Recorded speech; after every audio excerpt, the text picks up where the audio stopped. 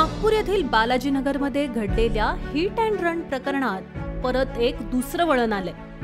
संपत्तीसाठी सासऱ्याची हत्या करणाऱ्या अर्चना पुट्टेवार यांना सासरे जादूटोणा करत असल्याचा संशय होता।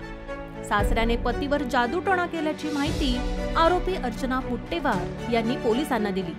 आरोपीने पोलीस चौकशीत दिलेल्या या माहितीमुळे या प्रकरणाला वेगळाच अँगल लागला। आधी अपघात वाटणारी घटना नंतर घातपात असल्याची समजली।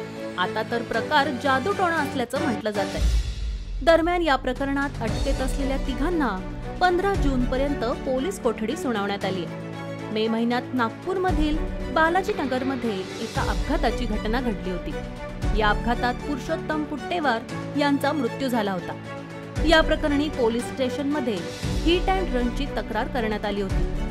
याचा तपास करत असताना हा घातपात असल्याचं समजलं। यात पुरुषोत्तम पुट्टेवार यांच्या शासकीय नोकरीला असलेल्या सुनेनेच त्यांच्या हत्येची सुपारी दिल्याचा प्रकार समोर आला।